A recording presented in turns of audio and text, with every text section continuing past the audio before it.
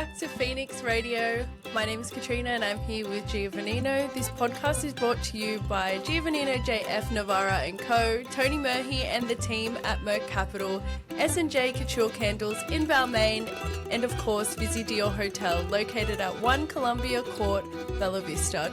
Please don't forget to like and subscribe to our social media at Visy Dior on Spotify, YouTube, TikTok and Instagram. That's fantastic. So we've got about 11 listeners now, so that's really good. Wow. We're growing.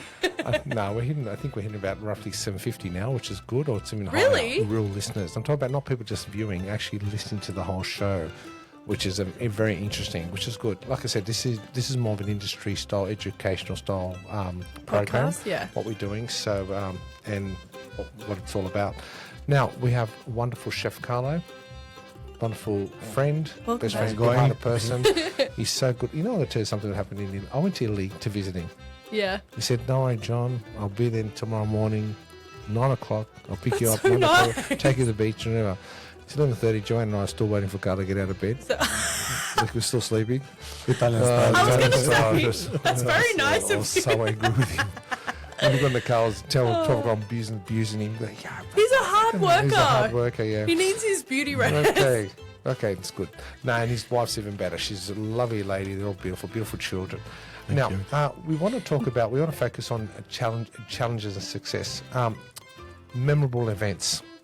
Carlo, to enhance, what's the most memorable event you've ever done that you really enjoyed, or you could even focus on the challenges of that particular event? Was it a type of food that you were serving, or did something go wrong with the ovens? Or what made it stand out what to made it you? To be stand out, honest, yes. to be honest, every event is memorable for me. Yes. And special. Like, it's not just the couple wedding or whatever event is. It's even in my event. And all of them is special. And I got memory of all of them. That's I so remember like nice. every single little things, whatever happened on that day, good or bad, most of them good, but all special. That's good. I can honestly say he's such a fantastic chef, Katrina. Every time he was an executive chef for me for such a long time that as sous chef and executive chef, every team play. I noticed that between all the other 5 venues I was running at the time, Carlo's chefs tend to stay longer, and they wanted to stay with him. The boys 'cause and they the girls. respect you and they the like boys, working they with did, you. yeah. Even the kitchen hands, even the coordinators in the office. Most of them females used to go and visit him all the time in the office and just sit down and have a cup of coffee with him. The front desk staff, they just loved Carlo. But that speaks numbers of speak you, numbers, you know? yeah, just what a type of person, and they felt very comfortable with him. He's a wonderful person Yeah, to because be you have a around. good reputation. Overcoming challenges. What have been the most difficult challenges that are faced while catering for a wedding, and how did you overcome it? Anything happen if you organize properly, you always find the solution. And the problem solving is fundamental for a chef. Like, you can't be a chef if you don't have problem solving. And everything happen. The only things you have to make to find the way to avoid the people like having any issue for the people. Like, you want to still cater the best for the people. If something happen in the kitchen, still you with the problem solving, you need to fix the problem before arrive the plates to the table. It's so true. See, sometimes people don't get that. I've worked around people; they make it into a political scene over nothing. You know, it's not the guest's problem if there's an issue. Yeah, sometimes people bring their home domestic problems to work, or social problems, or the political problems to work, and they bring it into the workspace, and you're trying to say, look, it's not the client's problem. You know, like, they're here for an experience. It could be a wedding anniversary, or, you know, Katrina, you know, you go for a sandwich or coffee to the visit your hotel with Charlie. You sit down. You want to have a nice experience. You don't want to go there think, what's going on? What's taking my food too long, and why it doesn't seem right, or the waiters are a bit grumpy, whatever the story is, but you just want that nice welcoming experience. You can actually eat at home when you really think about it. Yeah. But you want to go there because you want the experience. That's what it's all about. And sometimes people don't understand that. And also when it comes to event, which I really respect Carlo he's really adamant about every single plate has to be served hot or a specific room temperature, the presentation, the look of it, the flavour. He doesn't say, oh, there's 500 people here, laws of averages coming. No, there's no laws of averages. He puts love in every laws dish. of excellence come Yeah. into it, and that's something that I'm really adamant about. What did I say to you back in 2013? You said to me in the car. So many It's things. 2025. No, there was something I said to you. I don't want to hear old stories of the past. What did I say? You said something in the car. Yeah, so actually I forgot Oh, the moment. you said you were inspired by this story. Don't bore me with what used to be. Let's focus on the future. I said something. Gee, John Navarro is such a... I don't know. At this moment, I can't Okay, remember. it doesn't matter. It's okay. You just don't want to give me the satisfaction. No. I'm trying to think what I told you. That But was a very long time ago. So My feelings are already hurt now. It's all right. No, you were saying though, yeah. Now, personalisation of the client relationships. I've noticed, Carla, the particular type of clients that come in, and some are more about decorations and theming, Katrina. Some are more about styling. Some people it's more about the organisation of the event, and then there's some people just very particular about food. And sometimes I realise in events coordinating, that's how I've always been a fan that when you hire an events coordinator, they have to start from the ground. They have to start from the restaurant, in the kitchen, or being on the floor serving the food, describing the food to people. There's no way you can become an events coordinator without understanding food. That's why I've always been against, a lot of event centres that go out and the hire a sales manager and to come in and sell food and events. I think it becomes very sterile and it takes away from the focus what it's all about. And sometimes a lot of organisations can go wrong where they start buying packet food because it's just cheaper to do, which was actually happening where I was prior to me coming along. I just got rid of all the packet calamari, packet fish, got rid of everything. I just could not tolerate it. I said, look, I don't care if the food cost goes up a lot. The guests have to have the most perfect experience. fresh, And yeah. freshness is so important. Now, there are times, quality of the sometimes food. there's things you can't get fresh, but if we can actually, best quality of that particular product, just use it. So go back to you, Carlo, with the actual, going up with the building of the leadership of the talking to the bride and groom themselves.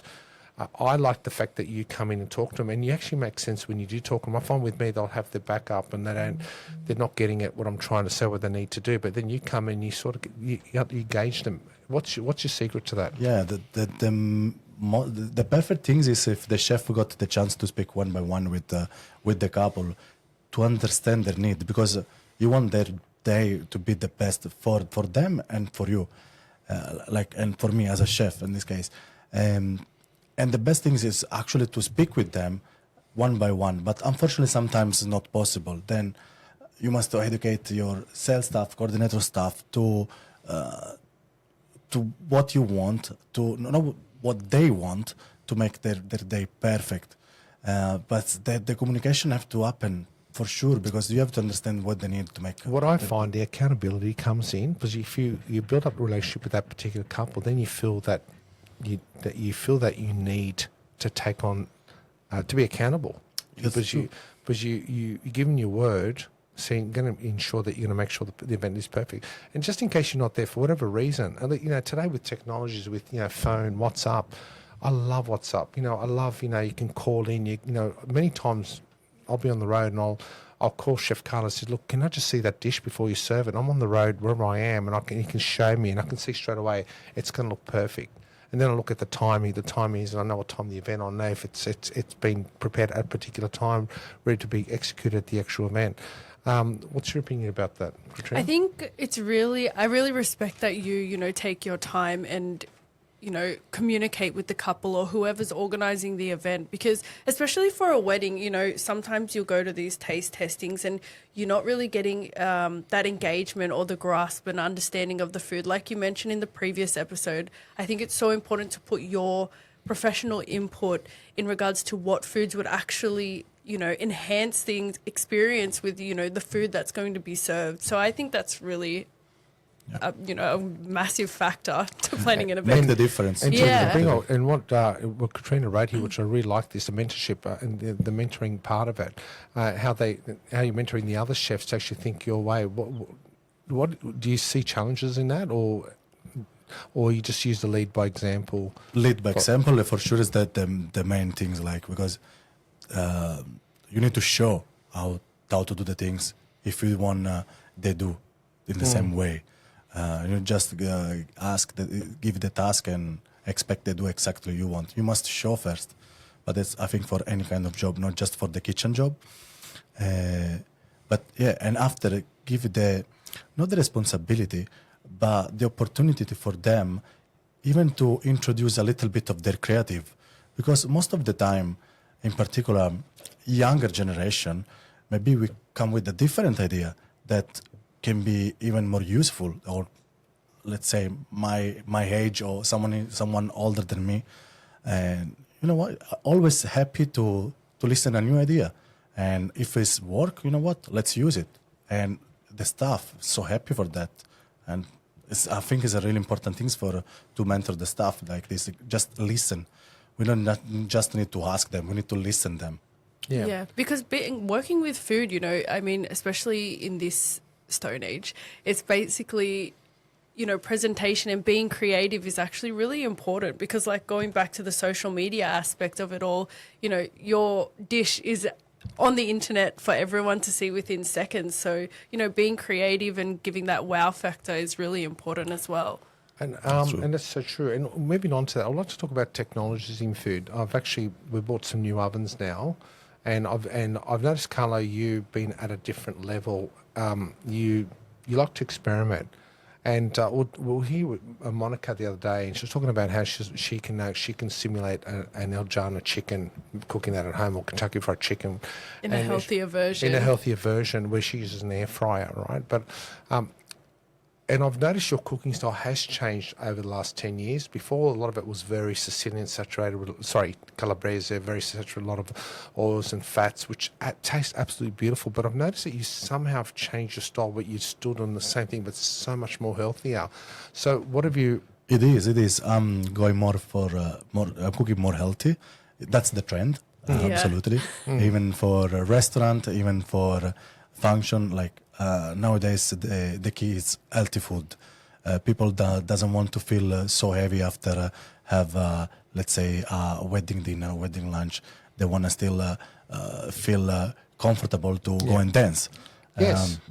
Carlo, I was just talking about 3 episodes or so. We're talking about, young lady, I think it was Jessica, that show with Jessica, where you don't want to eat, you look at their food, but people don't want to get up and then feel with a look bloated on the dance floor. Everyone wants to feel light. Yes. Yeah, because obviously a wedding is it's a long day. Yeah. Yes. And the thing is that then the food now must be more healthy, less fat, less carbs, more protein, more vegetable, different kind of vegetable with, of course, different kind of vitamin. You want to see color in the plates to make. So what's vitamin? Oh, Vitamin. don't. That's so mean. Don't even listen to him. Continue on. Vitamin. With the colours, yes. Different colors, yeah. But you actually managed to put the flavour in. The flavour's there. That's what I find fascinating about you. You actually, it's healthier, but there's flavour. Because the season and the local product, this is what we work on it. Oh. If you take season product and local product, they have more flavor. And if we mix in the right way, that you have different color on the plates. First, the plates looks better, and you can take picture and share with everyone.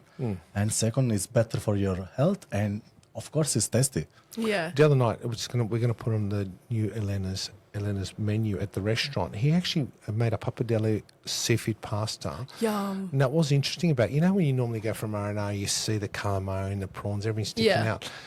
You actually could not see the seafood. It was actually embedded in this beautiful, just laced in a tomato, more of a light tomato consomme, but it was just dry enough where the fish was actually sticking to the pappardelle itself. Oh, nice. And you actually eating, it's almost as if the seafood and the pasta was infused together, and you had the texture while you were eating it.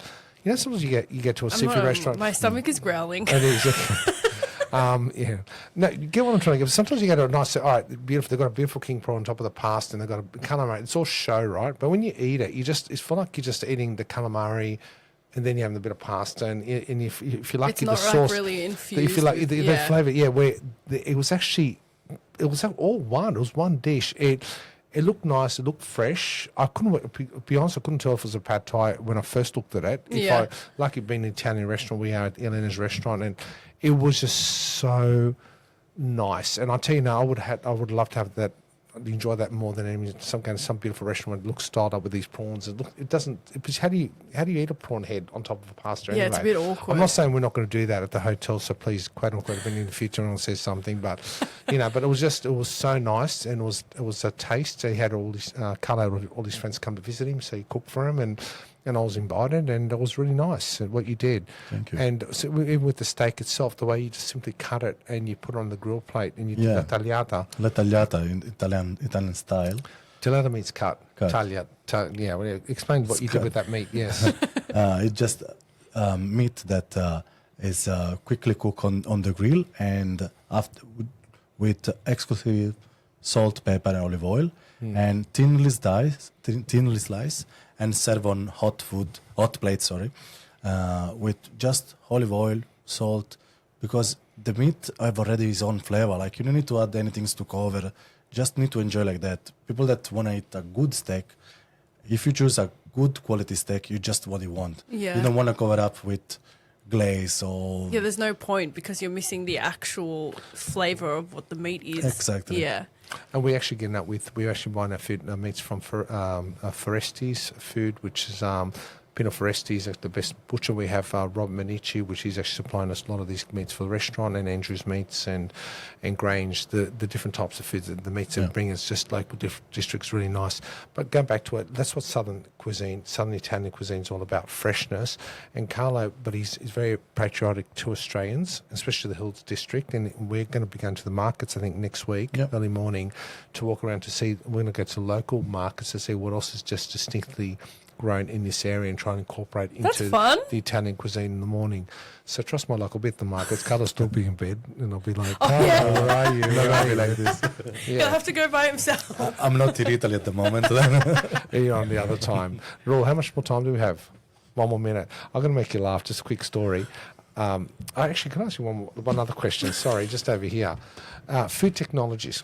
What do you see next 4 to 5 years? Sorry, 5 to 10 years, meant to say. The food technology at the moment. Stop! Sorry. The food technology. Yes, yeah. There you go. I think that nowadays and in the future, it's gonna be more present in the kitchen. Like we all have a beautiful oven that now you can cook in particular way that 10 years ago you can dream about, and they give you the opportunity to... And there's nothing artificial about it either. It's natural. A lot of the technologies are incorporating, infusing the flavours of the food back into the food, so... They give you the opportunity to get the most of the flavour from the food wherever you choose. Whatever you want to cook, like you don't going to lose flavour, you just have all the flavour staying with the piece of meat or whatever vegetable is going to be or carbs with this. In this way, you have a extra, like it's not like having extra flavor. You just all the flavor there, and the technology at the moment is what is doing now. And understanding the food and presenting the food. Look, I don't know about you, Katrina, but when I look at a plate of pasta, it's funny that we just can tell if it's been cooked right without even tasting it. You can tell if it's done properly. Just a quick funny story. He mentioned before, he was saying thin cut. He said tin cut. When I was little, my dad used to send me to go to the butcher shop, and he said, "All right, John, go down to the butcher, buy 10 Philip steak." Oh, that sounds like my mum, actually. Tin cut. So I could be at the age of 5, between 5, walk all the way to it, and I go there, walk in, wait up in line. You had all these Anglo-Saxon Aussies there watching. I go, "Excuse me, can I have 10 Philip steak with?" I go, "Wow, my dad's got a meat named after him." Tin cut. And I'm thinking, it doesn't look like a tin the way he's cut it, like I used to imagine a Campbell's tin. And then Then finally, I think it was like 14. The guy goes, mate, it's fillet steak, Oh, thin cut. I was like, oh, such a moron. Thin cut? Thin cut, thin. So I was like, I could not. And my first thought was, oh, he doesn't have a piece of meat named after him, and that's why it doesn't look like a tin, like tin of Campbell's, whatever. I think it was really funny. Listen, Carlo, I think we're going to get him back with Monica. I like the idea of Monica talking with Carlo and incorporating their ideas with each other. because she's got a lot. Let's do it. Let's do it. I think it's fun. And now we're starting a new restaurant next week with a new menu, or this weekend. There's been massive changes.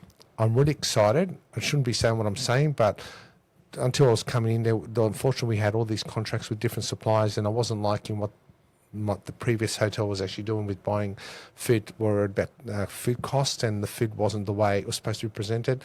The staff are in awe of Carlo because they're finally learning to work with fresh produce, and the previous management was just challenged. Had these contracts, I finally overcome them, so everything's working so much better. The food's better. Our pizzas are tasting really yummy now. He's working on the pizzas now. So everything's just so much better. So, Carla, thank you to you. Thank you you. for the brigade of chefs in the kitchen.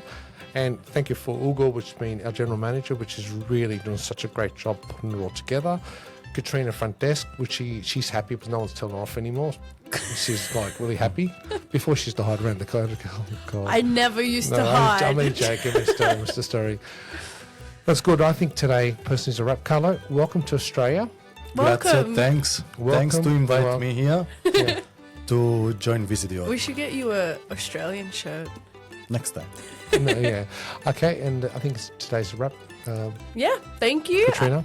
So today's podcast has been brought to you by Giovannino, JF Navarra and Co., Tony Murphy and the team at Merck Capital, S&J Couture Candles in Balmain, and of course Visy Dior Hotel, located at 1 Columbia Court, Bella Vista. Please don't forget to like and subscribe at Visy Dior. Thank you. Visy Dior and Phoenix Radio when it comes to YouTube, whatever comes up. And I want to thank my beautiful wife last week. She was here, she was doing the interview, and she's just fantastic. And I was so happy to have her on, and thank you for making me feel really welcome, Katrina. It was really nice. actually really nice to have Joanne and Chanel. It Yeah, was nice to be in a room with. Oh, Chanel, she's just a gun, that girl. Honestly, she's really young. She's only young 20s. Yeah. It's like I'm talking to a 40-year-old girl in Encyclopedia about social media and marketing. And we have Kieran, that's been doing a really good job with taking over the marketing of the hotel. And He's lovely. pretty soon we'll be starting the renovations. Thank God I finally found a private certifier, and it's all still... A lot of exciting things. Yeah, just yeah. Thank you so much.